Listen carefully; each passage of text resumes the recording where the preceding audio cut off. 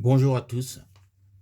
J'ai intitulé cette vidéo « Quand le ciel et la terre se rencontrent » pour raviver dans notre esprit la proximité de Dieu et la rendre évidente, même si nous ne l'avons pas expérimentée dans nos sens. Jésus dit à Thomas, « Parce que tu m'as vu, tu as cru. Heureux ceux qui n'ont pas vu et qui ont cru. » Dieu n'est pas loin de chacun de nous. Dans le livre des Actes, au chapitre 17 et au verset 27, il est écrit que Dieu a voulu que les hommes le cherchent en tâtonnant, bien qu'il ne soit pas loin de chacun de nous. Évidemment, Dieu ayant créé l'homme à son image, selon sa ressemblance, il est normal que nous puissions interagir avec lui et avec le reste du monde des esprits. Nous vivons dans un univers où l'invisible et le visible se côtoient. Par exemple, la Bible nous rapporte cet épisode où Jacob lutte toute une nuit avec un inconnu qui le bénit à la fin. Il s'avère que ce mystérieux adversaire était un être céleste. Vous trouverez ce récit dans le livre de la Genèse au chapitre 32 et au verset 23 à 33. Vous connaissez aussi l'exemple de Corneille, le centenier romain, très pieux, qui reçoit la visite d'un ange qui lui recommande de contacter Pierre pour écouter l'évangile. Ce ne sont pas des contes de fées, ce sont des réalités. Nous vivons dans un monde qui intègre le visible et l'invisible. Même aujourd'hui, il y a beaucoup de témoignages de ce type qui sont loin d'être farfelus. Vous avez peut-être lu l'histoire de Belkis Sheikh, cette Pakistanaise convertie au christianisme dans les années 70 après une rencontre personnelle avec le Seigneur. Comme il arrive aux êtres célestes de nous visiter, Dieu permet aussi aux hommes d'entrevoir le monde spirituel. Voyez par exemple le récit de Paul qui fut mystérieusement transporté au troisième ciel.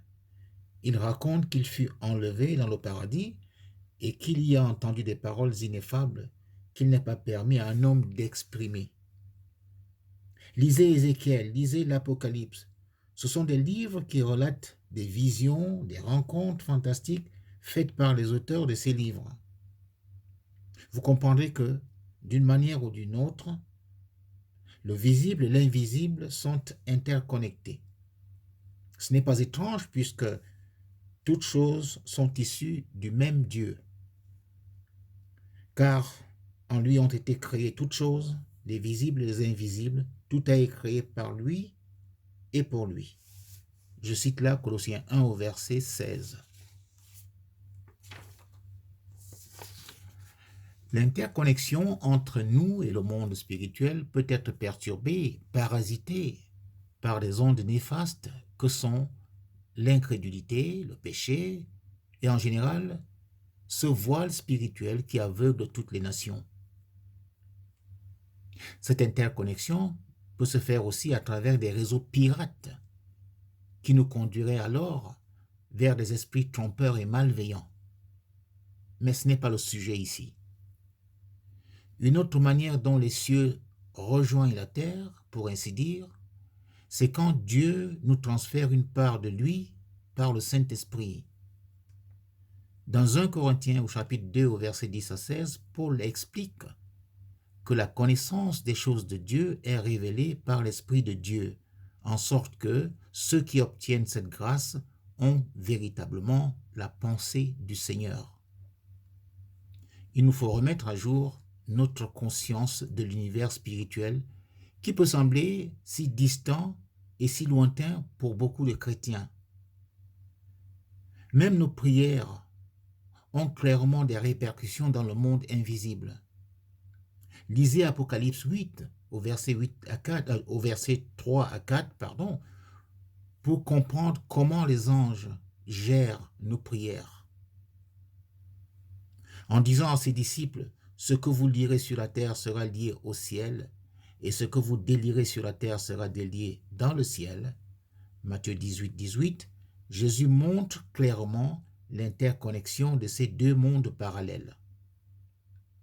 Nous faisons partie d'un grand ensemble dont Dieu est le centre énergétique et l'architecte. Cet ensemble est constitué de créatures spirituelles, de statuts, de nature, de puissance, de responsabilités, d'autorité, de fonctions et de missions différents.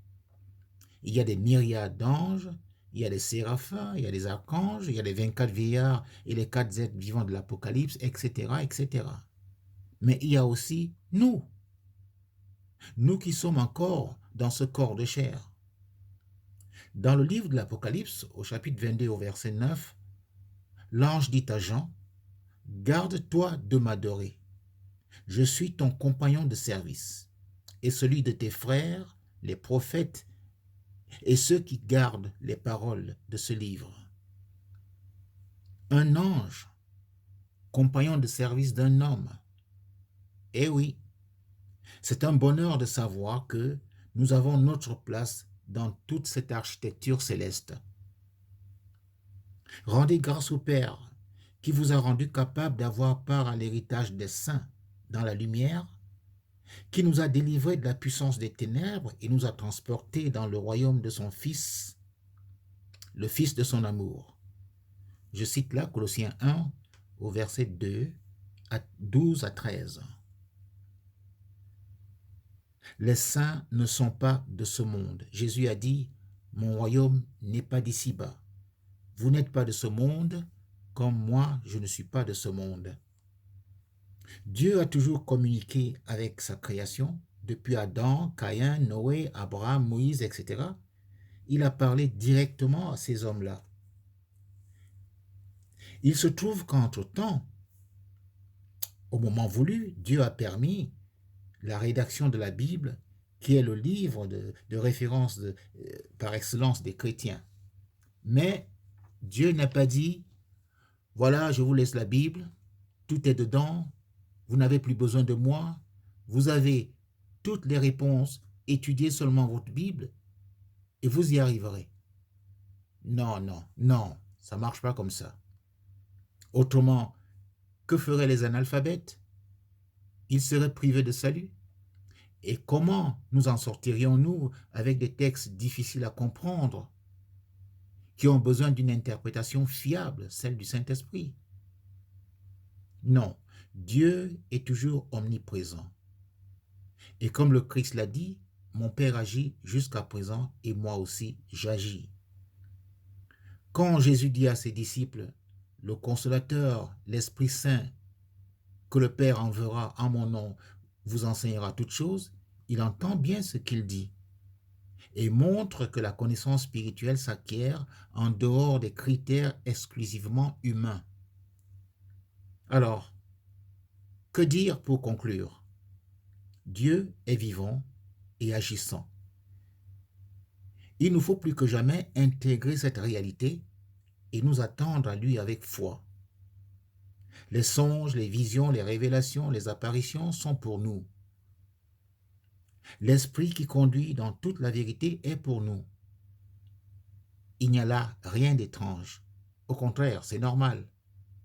Mais si Dieu s'accorde des périodes de silence, il n'en est pas moins actif en arrière-plan. Nous marchons par la foi et non par la vue. Nous regardons non point aux choses visibles, mais à celles qui sont invisibles, car les choses visibles sont passagères et les invisibles sont éternelles. Voilà ce que je voulais partager avec vous et je vous remercie d'avoir pris votre temps pour écouter. Soyez bénis et à très bientôt si vous le voulez bien et surtout si Dieu le veut, évidemment.